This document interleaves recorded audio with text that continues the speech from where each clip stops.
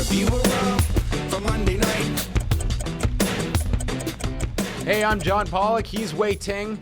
It's Raw in 3 minutes because most sane people were watching either basketball or hockey on Monday night. But there was WWE Raw to discuss. So are you ready, Wei, for 3 whole minutes dedicated to this 3-hour behemoth? I guess I'll spare 3 minutes. Raw kicked off with Shane and Stephanie McMahon. The New Day interrupted. They wanted questions about the brand split, and the questions remain unanswered, but a lot of careful consideration will be well thought out, according to Shane McMahon. And that's our update. They haven't said much, and I figure they probably don't know all that much yet, but we have a lot of time before we get there.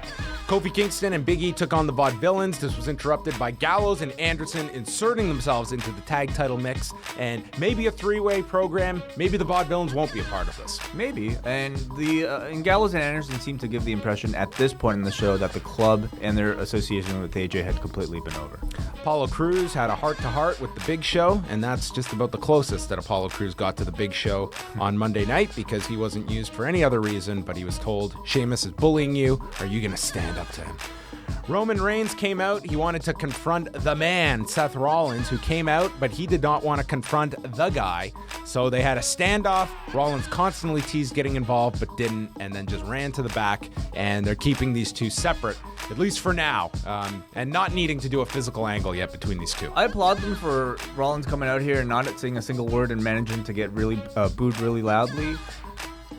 It was a little long, if I had to be honest. One of the biggest parts of Raw was actually a commercial break as 2K showcased the trailer for the 2K17 video game featuring Bill Goldberg emerging from a hatch, which apparently he's been living in since the Brock Lesnar match in 2004. Yes. And that's it.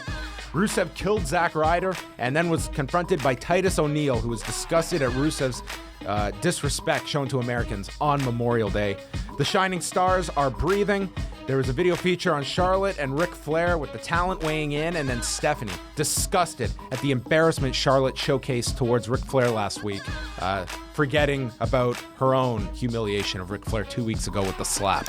I'm curious to know where this leads, but if it doesn't lead anywhere, it was just another example of Stephanie burying her talent.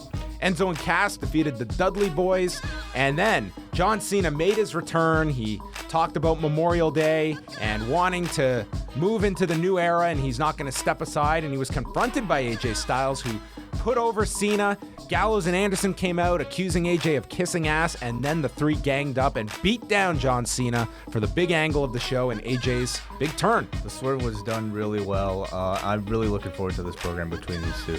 Dana Brooke beat Natalya after she was distracted with a cradle shock. Dolph Ziggler was going to have a technical wrestling match with Baron Corbin, kicked him in the balls, and then in the main event, Dean Ambrose, Cesaro, and Sami Zayn defeated Kevin Owens, Chris Jericho, and Alberto Del Rio, the 6 members of the Money in the Bank ladder match, and no 7th member on Monday. Not yet. Decent match overall, I thought. So Raw kind of existed. There was a big heel turn, and other than that, we kind of threw in the towel. That was Raw in 3 minutes.